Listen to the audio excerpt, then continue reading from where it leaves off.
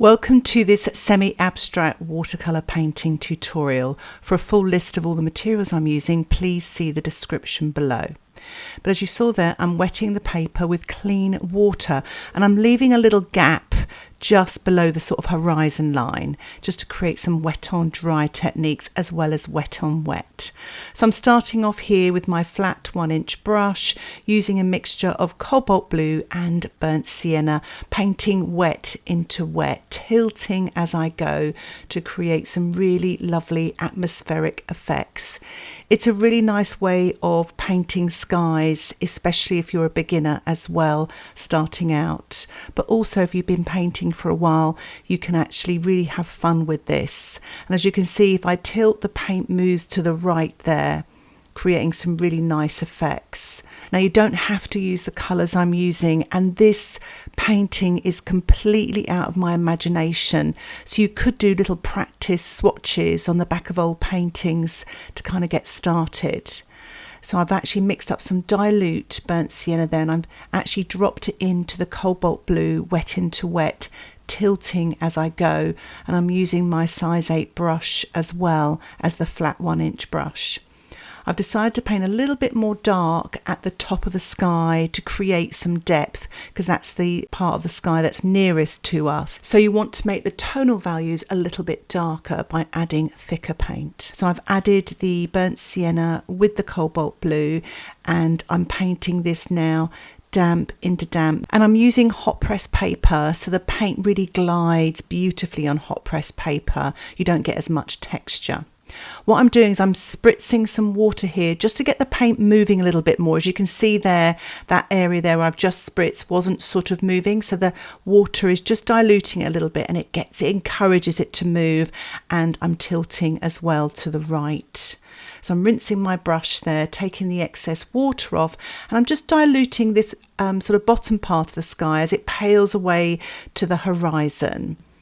So I'm tilting here again, and I'm just going to re-wet the bottom part of the sky, leaving that dry gap, and I think you can have a better angle of it here as well. So when I apply the sort of freshly squeezed tube paint, you'll get some nice textures. So I'm just getting rid of any puddles there so they don't come back and leak into my painting later. So you can collect the puddle with a clean damp brush. So I am using the plastic card now to apply some quinacridone gold, some Prussian blue. I've also got a little bit of burnt umber as well, but I'm sticking with the Prussian blue and the quinacridone gold. And I'm sort of catching the top of the sky and also the bottom part of the dry area. And as you can see there, you get some nice textures when you leave a dry area like that. And what I quite like is when I'm dabbing my plastic card, it's just a store card cut up. It mixes the paint not only in the palette together, but also when you glide it along the paper there. So I've just put some darker marks at the sort of top of the horizon line there. What I'm doing now is I'm mixing up some burnt umber and a little bit of the Prussian blue to make a dark green. And I'm going to add a little bit of granulation fluid now to the mixture. I'm making a mid-green here using the quinacridone gold and the Prussian blue. And I'm making a sort of more of a lighter green. Well, it doesn't look that much light there, but it's meant to be a lighter green, using mostly quinacridone gold with a little bit of Prussian blue. And I'm adding some granulation fluid to those two colours as well. What I'm going to do now is I'm actually just applying the quinacridone gold wet into wet on the paper with my large flat 1-inch brush, and I'm tilting, and now I'm applying that sort of lighter green and the mid green there, tilting and painting this wet in wet just to create some hopefully happy accidents and atmospheric semi-abstract results as well. Going in with a slightly darker green there as well, tilting, letting all of the paint run down, Just have fun with it and see what happens. If you don't like what you've done, you could actually just wash off all of that and have another go. Watercolour paper can take a lot, and that's why it's quite a good thickness. What you don't want to do is be lifting off all the time, because the paper will suffer. But in this instance, it gives you do have another chance if your first stage, especially in this foreground area, doesn't go quite right. So I'm just applying a little bit of creamier, darker green now. That's the Prussian blue with the burnt umber, about 50-50 percentage wise, and tilting that as I go. And I just had a little mop up there as well with my paper towel. So going back in with the creamy paint, I'm sort of dividing up the painting here using that very dark green, which is slightly creamier, so it's damp into wet. And I'm applying that dark green now with my plastic card as well. Actually, it's quite a lot of burnt umber there. Burnt umbers are quite a sort of a darkish yellow sort of brown colour. So I'm applying this with the plastic, sort of the edge of the plastic card, damp into wet, just to create all these individual fields. And just swiping a little bit more paint there, using a bit more of the side of the card to apply the paint, and again using the edge or the corner of the card to draw with, and just applying a little bit more dark here. It's so much fun to do, and you can really sort of get a bit carried away with this. You've almost got to tell yourself less is more, especially when you're using very thick dark paint, because it can end up being almost too much paint. So I've actually added some cobalt blue there as well. I just wanted to echo some of the colours coming from the sky to create some colour harmony. I didn't get a lot of granulation when I applied it directly to the paint, so I'm actually using the pipette to apply the granulation fluid. And it seems to be working a little bit better. On the actual jar, it does say just dilute with the granulation fluid. You get the best results. I think because I'd actually mixed my paints with water earlier and then applied the granulation fluid, it just wasn't enough. And here you can see some granulation is starting to happen. And I'm actually just sort of using my brush to swipe down some of that thick creamy paint left and right of the centre there, just to create some darks there, so you've got the light coming through the centre to lead the eye through. Or that's what my sort of thought process is. And it's quite nice. The darks just make the light lighter. And I'm just tilting here to the right. I'm getting a pinch more of the Prussian blue. Now, if you don't have Prussian blue, don't worry. You could use phthalo blue or turquoise even. So as you can see here, I'm just tilting, using my flat 1-inch brush just to move the paint around, softening it here and there if it's a bit too thick and creamy.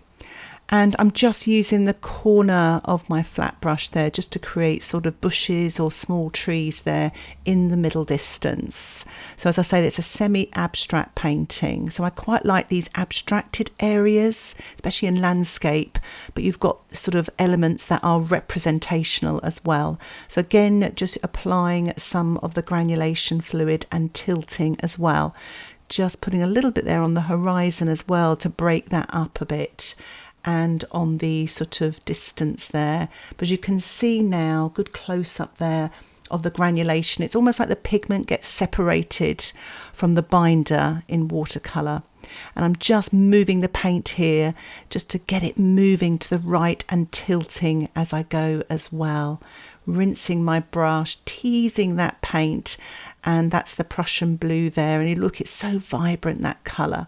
And tilting it to the right there using my size 8 round brush. The sky area here has dried off a little bit. I haven't actually blow dried it or anything, but it's dried off enough not for it to run into the sky. So I've just swapped to my size 4 brush there just to get things moving, the tiny areas there on the horizon line.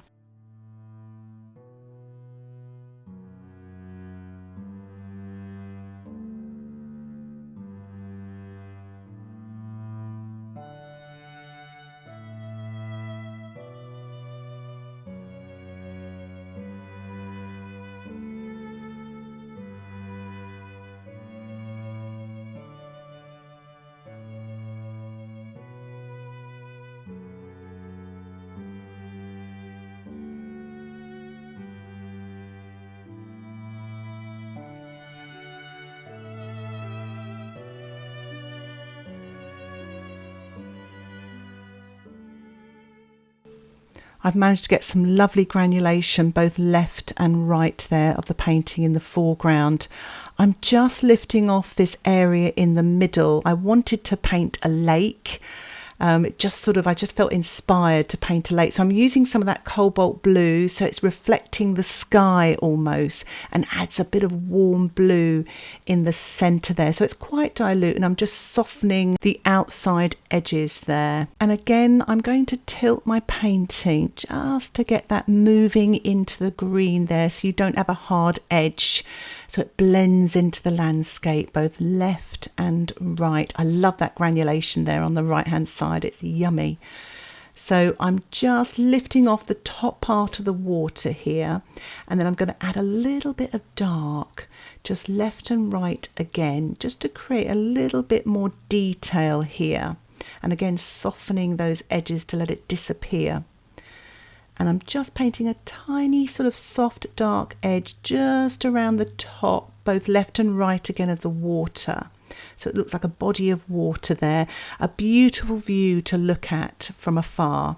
And just painting a touch more dark, again both left and right, to really make it look like it's part of the landscape.